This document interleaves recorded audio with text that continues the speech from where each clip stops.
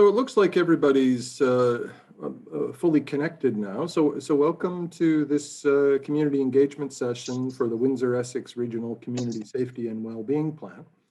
I should say that is a bit of a mouthful for 10 o'clock on a Saturday morning, but it's really terrific that you joined us here because this is a really important project for Windsor and Essex. So what we'll just do first is we have a quick video greeting from the project heads, which we'll just present to you, and then we'll dive in with this morning's festivities. So if we could just play that slide, please.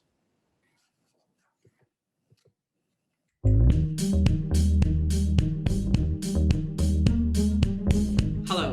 On behalf of all of us at the Windsor-Essex Regional Community Safety and Wellbeing Systems Leadership Table, we want to thank you for your interest in the development of our region's first Community Safety and Wellbeing Plan.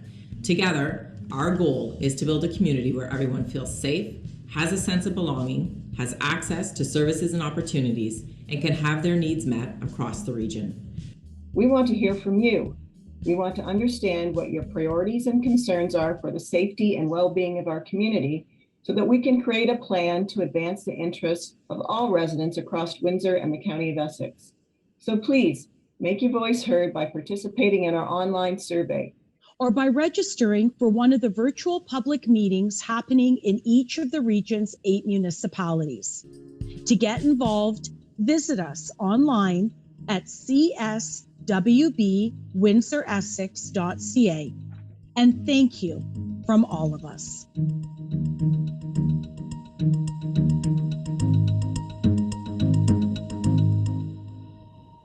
So indeed, thank you for being here. Now here is of course a virtual environment, but it's our practice to start with a land acknowledgement. So we can just begin by acknowledging that today we meet on the traditional territory of the Three Fires Confederacy of the First Nations, which includes the Ojibwa, the Odawa, and the Potawatomi. And we respect the long-standing relationships with First Nations people in this place in the 100-mile Windsor-Essex Peninsula and the Straits, Les Détroits of Detroit. So let me just quickly share with you the agenda for today. And I want to tell you that today is really much more about hearing from you than about hearing from us. So what we're going to have a little bit more by way of welcome and introduction, and then very quickly move into an overview of the community safety and well-being process. And there'll be a quick opportunity to ask questions about the process itself, but what's really going to be of value today is us hearing from you in the breakout sessions. And so while we don't have a huge group, it's better still to be able to break down into smaller groups to be able to talk about issues of importance to you in regard to community safety and well-being. So we're going to spend the majority of our time in the breakout sessions and then have a report back in group discussions so that you can hear what the other groups were talking about. So that's how the course of the day is going to flow. Now, I should just give you a couple of housekeeping matters. You're already pretty much all muted. I know we're well into a year of doing all these Zoom meetings, so I'm sure you're all aware of the protocol. So please keep yourself muted unless you're speaking. It does help cut down on feedback or dogs barking in the background or whatever. If you forget, we may mute you just so that we're partners in keeping the sound quality high. But don't worry, we'll unmute you just as fast when you have something that you want to say, because protecting the sound quality is one thing, but we don't want to get in the way of anyone's opportunity to contribute. So please feel free to unmute yourself when it is time to speak. So you know how the mute buttons work. You can either use the one that's on your phone or your iPad or your computer, or you can mute it through the program itself. That button's at the lower left-hand corner of the screen, and I imagine you've already all found it. When it comes to posing questions and comments, when we're in the large group, you may want to use the little raise hand button. You can also go like this, because honestly, that catches my attention extremely effectively. Whatever you do, don't get frustrated if we don't see you, because we actually probably want to recognize your comments more than anything else today. Just to try to insert yourself as whenever there's a brief pause, and we'll be happy to accommodate you. You can also use the chat function.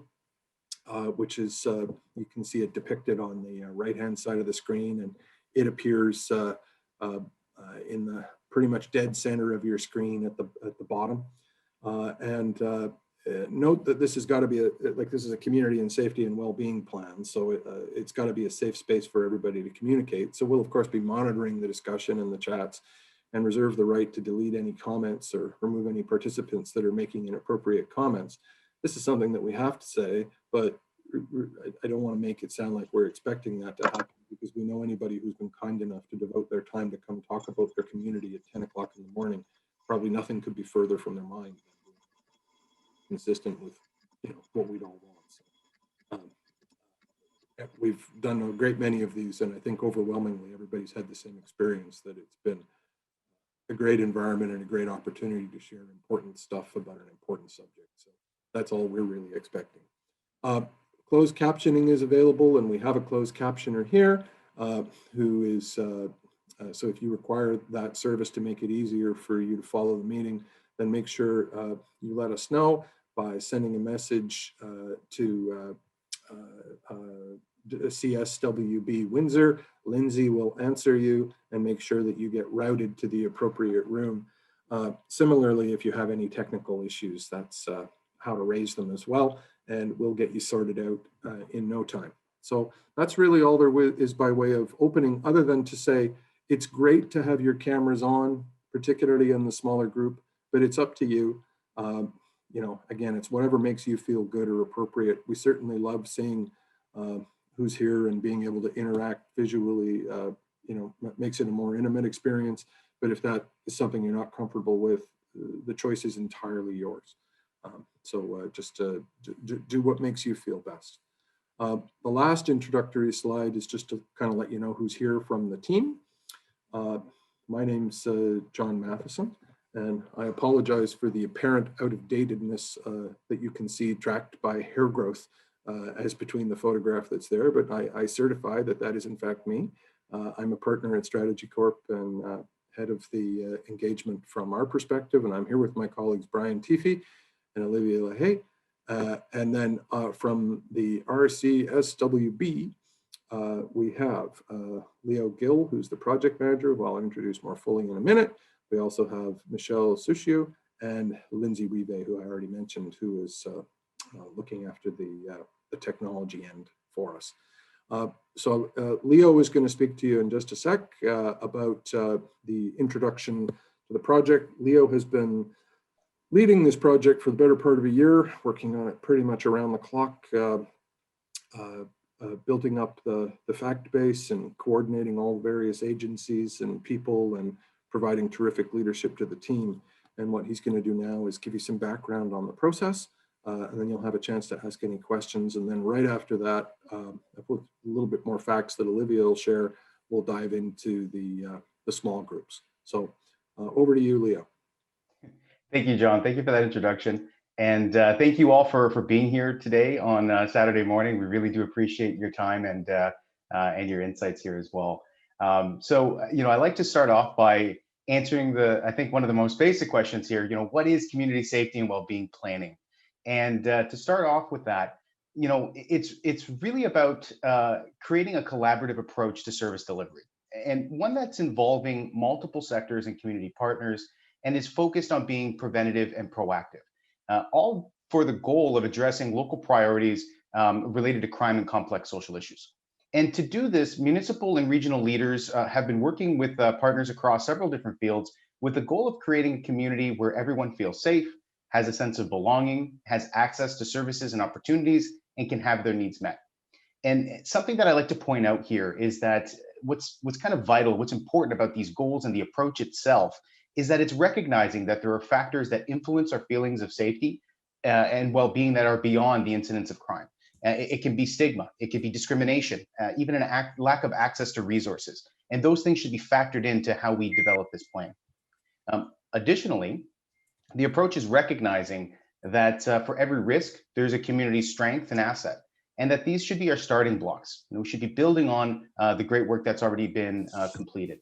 And also that finally, everyone has a role to play in improving our safety and well-being. So another question that comes up, why are we undertaking this project now? And really over the past 2 decades, provincial data and research focusing on how to address some of today's complex social issues, we're really highlighting the importance of prevention, of crime prevention, of strengthening communities and involving different sectors in that solution making. And based on this research, in 2018, the provincial government passed legislation that required all municipalities to prepare and adopt a CSWB plan. But beyond just that it's legislated, there's a lot of great real local benefits to creating these types of plans, which I'll jump into in a few minutes. But before I go there, if we go to the next slide, please. Just want to highlight here that in terms of that philosophy of how we can get this done, there are really 4 different areas of intervention that this plan has, that the framework has, that we can kind of intervene at. We can intervene at the very top of these concentric circles, the social development layer. We can then go to prevention, risk intervention, and incident response, which is that bullseye there in the middle.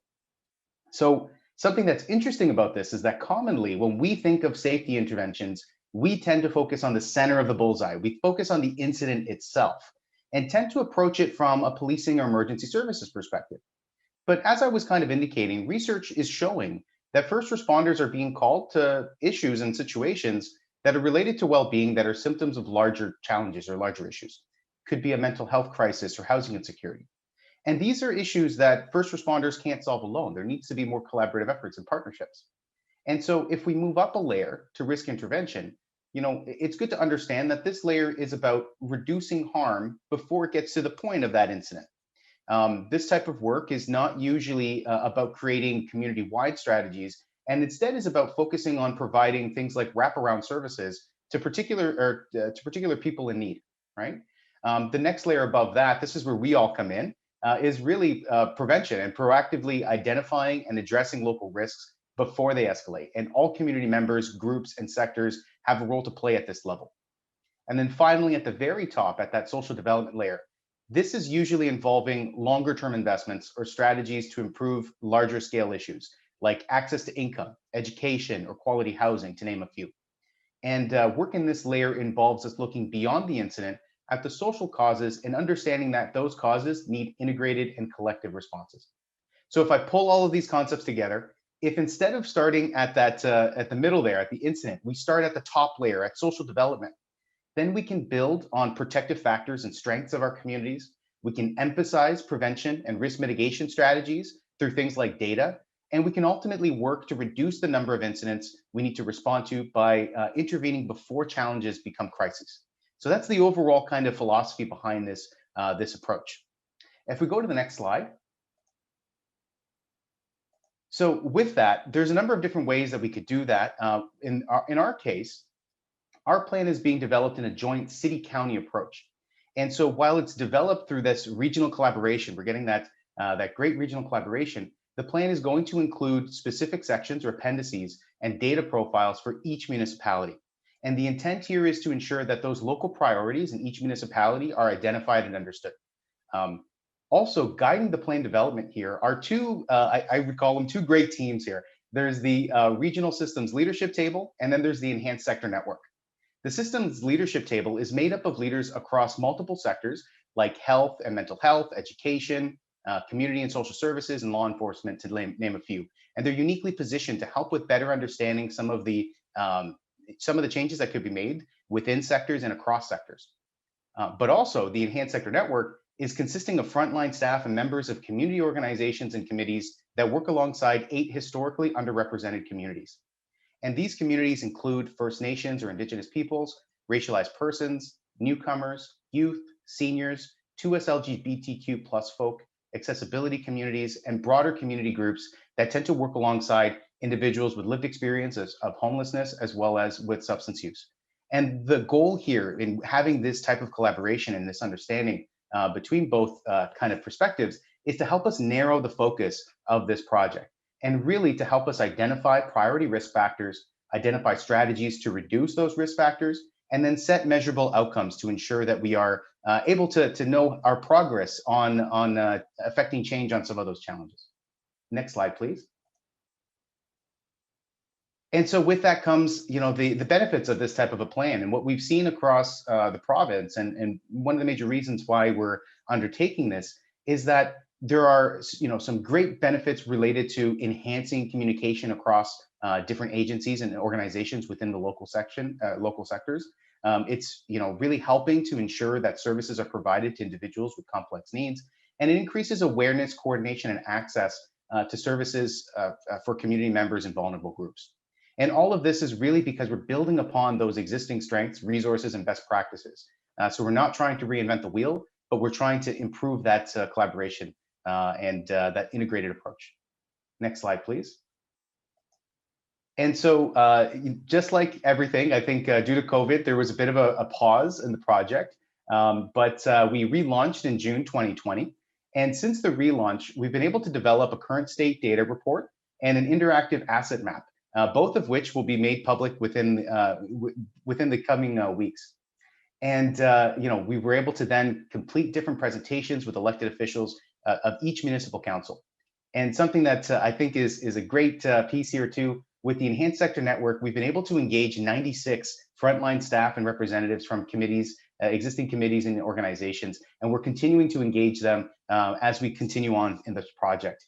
So members have been involved in contextualizing current regional and community data, and will be involved in prioritizing community risk factors as well. And once we've completed the overall public consultation, after our talks here, and we've analyzed the data, we'll then be able to develop a final report and submit it to municipal and county councils for adoption. We expect the plan to be fully completed and made public by the end of the year. So with that, if you have any questions, sorry, I should say next slide. If you have any questions, please feel free to raise your hand or send a question in the chat box, and I'll answer any questions that you may have.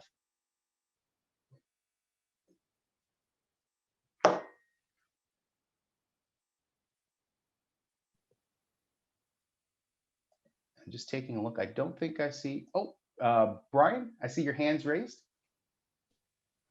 Yeah, thanks for having me invited into participating in the forum. I understand the model quite clearly, and I've employed the model in my past life. But my question is, when you talk about the overarching agencies that I call them overarching, and they're at the top of the circle, they have overlapping interests in partnering, but what assurances or what motivation does the project have to bind these people's or these groups' interest into a common effort? Because typically everyone has a common interest, and once a program is brought forward, everyone's enthused. But then there's budgetary concerns, there's staffing concerns, and then leadership concerns that often at the beginning are bridged, but as time goes on, the involvement becomes less enthusiastic, and people drop off. So what's going to keep the people involved? So that's a great question, and a very realistic question, right? I think whenever we kind of go down these paths of trying to improve our community, you're right. There's that element of collaboration, that element of resolve, and how do we keep those pieces being the glue of our partnership? And I think something that we've been really doing our best to ensure is that we have that buy-in from the beginning. So engaging our partners consistently, respecting that there are different challenges with respect to capacity during COVID. All of those help signal the fact that we are in this for the long term, right? That we're looking at this plan development as being something of a living document, of being able to be adaptable, and really listening to those partners at play, not only just at that sector leadership level, but also with the different community organizations and groups. And I think that has been that's our approach to ensuring that beyond the plan development, that we're able to then improve that the next steps of implementation. The other thing as well is as we go through the recommendation of getting this to councils and ensuring that the plan is endorsed, we'll then be able to move into that implementation phase. And I think what we've heard so far has been some great reassuring pieces of the fact that they see the value in terms of this project and approach. And so again, I think that will be a great way to help with ensuring that we have that sustained commitment. Leo, oh, sorry, Brian, go ahead. So sorry, that sounds excellent, because if you don't have that sustained collaboration, what you end up reverting to is everyone going back to the response mode and working in isolation, dealing with crises and not dealing with the long-term solution. So I like that answer. I appreciate that answer. Thank you. Thank you, Brian. I think there's another question, Michelle. Yeah, Leo, I was just going to draw your attention to the chat box where Janice is commenting and then asking the question, are members of the public on or able to attend the ESN group meetings? Okay, so in terms of the ESN group meetings, they have been focused on connecting with committees and organizations in particular that have that have work alongside individuals from historically underrepresented groups. So currently through that process, we have established those tables already. So it wouldn't be that we would be adding additional pieces, individuals from the public to those groups at this point in time. But again, I think when we're looking at implementation moving forward in those phases, we want to make sure that we are transparent and open so that we can then connect with greater numbers as we move forward. And on that point, Carolyn commented, results will keep people involved. Yes, I hear you on that. Thank you. So with that, if there's no other questions, we'll just move into the data portion and then we'll jump into the conversations. So I think, Olivia, you're up.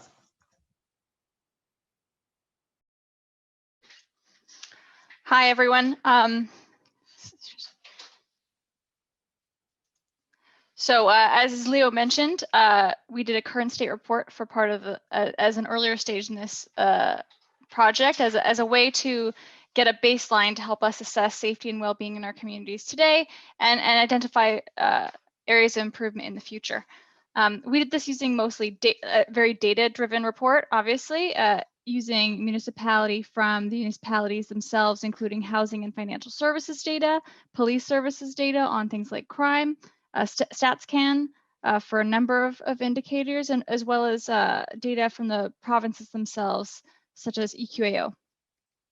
Now the reason we did this was to help, or the categories that we chose in organizing this data were done to help illustrate the range of factors that impact safety and well-being in our communities.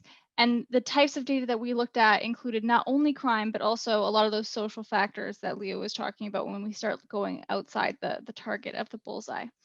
For those who don't have video, the categories that we looked at were crime and victimization, education, financial security, mental health and substance use, physical health, housing and neighborhoods, and COVID-19.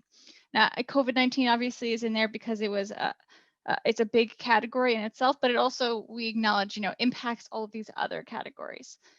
And one thing to note before we move on is just that this data report is one facet of the municipal profiles that we aim to build out.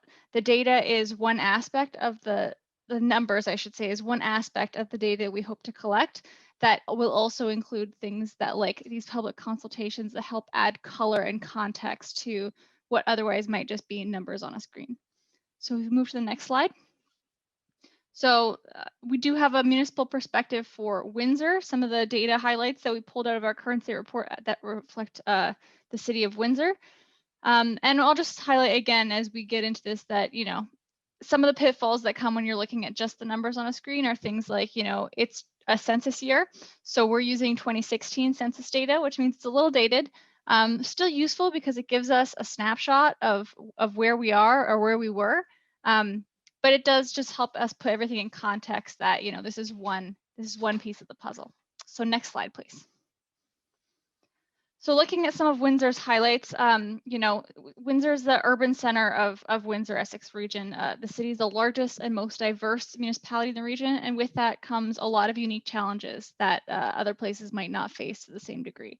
You know, for example, the city has higher rates of crime and double the severity of crime compared to regional averages.